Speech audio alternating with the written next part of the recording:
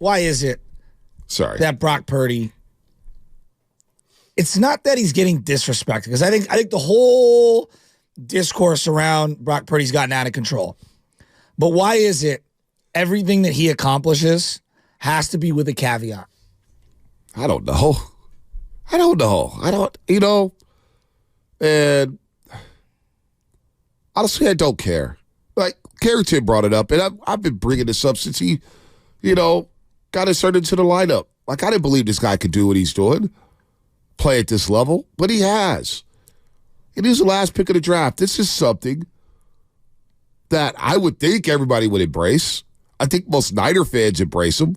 The roar he gets from the crowd when he makes plays, when he gets introduced to the Levi Stadium crowd, it's deafening. Why is it different for a quarterback? Because Isaiah Pacheco's a 7th-round pick. Puka Nacua was a 5th-round pick. Right. Cooper Kupp was a 5th or 6th-round pick. And those guys, like, when they hit the scene and they start to ball out, it's almost like, oh, it's adorable. It's amazing. Well, quarterbacks are the ones who get all the limelight, right? When you win, and they get all the criticism when you lose.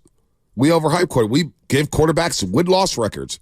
Why don't we give Trent Williams win-loss records? Yeah. Why don't we give Christian McCaffrey win-loss records? Look at the win-loss record when Debo and Trent is out. Yeah. You know what I'm saying? Yeah. Or when Bosa's out. Yeah. Knock on wood. Fred Warner's never been out. Yeah. But when Drake Greenlaw's out, there's the Cleveland game. There was a difference in his defense. So, look, man, I don't care what the discourse is about Brock Purdy.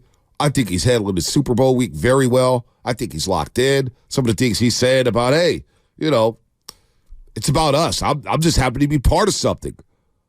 I'm 1 of 53. The team is embracing with open arms. So I don't, it's not Purdy versus Mahomes. It's Purdy against this Kansas City Chiefs defense. And this Kansas City Chiefs defense, they're getting hyped up like they're the 85 Bears. And I'm getting kind of tired of it. Why are they getting hyped up? Because, oh, man, God, they held the Ravens to 10 points. Well, the Ravens had a dumbass game plan with Tom Bakken. They ran the ball 16 times. They, for some reason, played as if they were down 24-0. Lamar had his worst game of the year. Worst game of the year.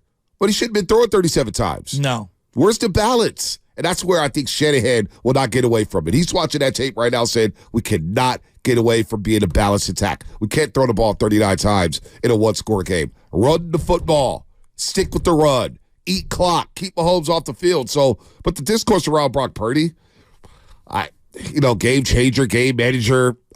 Did he change the game in the AFC Championship game against Detroit? I thought his legs were the difference. Did he not make game-changing plays? Yeah.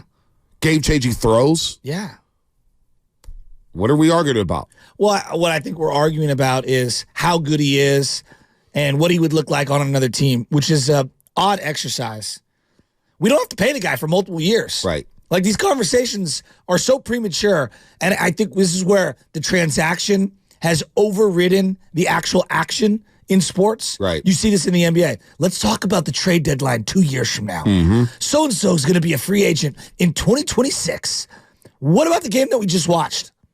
And I think too many people are suffering from, well, when they pay this guy $40 million a year, you're going to lose Kittle, you're going to lose Debo, you're going to lose this. We're not there yet. Why can't we enjoy and analyze what we're seeing right now? Yeah, I don't know, but here's the fun part. The fun part about Purdy, and everything about it, the Chiefs defense this, Chiefs defense that. We all watched the Buffalo game. What did we say to ourselves coming out of that Buffalo game? Boy, Diggs dropped a deep one. Boy, Trish Sherfield dropped a couple deep ones.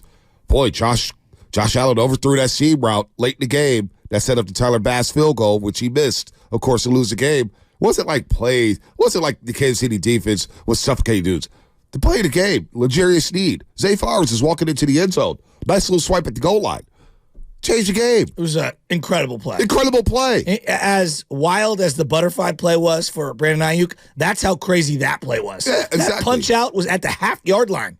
So, look, their run defense is not good. I think the Niners will be able to gash them on the ground, which will set up play-action passes, which will get guys in the box. And if you want to go 8 in the box against Brock Purdy and try to blitz him, good luck to you. Good luck to you. Because that doesn't get discussed enough. Brock Purdy against the blitz. Teams had to stop blitzing Brock Purdy because they're getting lit up Shanahan, the long article that Seth Wickersham wrote in ESPN Plus, he was talking about how in the first 2 playoff games, Shanahan wanted, by design, to start with the pass to set up the run in the second half and devastate the opponent. I'm very interested to see what they decide to do this time around, because I would argue that the first half in both weeks left a lot to be desired. Yeah. You cannot run those game plans, or at least you can't walk into the locker room with 7 points. No. Like you did against Green Bay and Detroit against the Kansas City Chiefs. No. Can't do that. Baltimore did it. They lost, right? They lost. So I expect them to start fast. Whether it's screen games, whether it's jet sweeps, whether it's running Christian McCaffrey, whether it's play action pass, I expect the Niners to maximize each and every possession in the first half before you get that long halftime break to really put some pressure on Kansas City. Look, Mahomes is Mahomes, right? We know he's great. We don't need to say how great he is. We've said that all week. How many different ways can you say it? But make them play from behind. Make them have to pass the ball to these unreliable receivers. I want to see MVS make plays in the Super Bowl. How good are you? I want to see Skylar Moore make some plays. Really? Richie James Jr.? Really?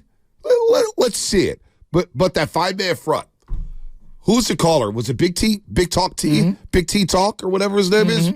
He always calls us. Sorry if I butchered his name. But he brought the 5-man front in Jacksonville.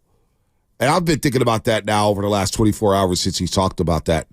And that 5-man front, if they do go to it, Raider fan yesterday at NBC Sports, who was it, Joe? He goes, we went to a 5-man front on Christmas Day. Kansas City didn't know what to do. Oh, really? Really? Well, you get the 5-man front. You start bumping Travis Kelce on the line of scrimmage. Mahomes got to right away go to a second option because Kelce's the first option. Give me the 5-man front.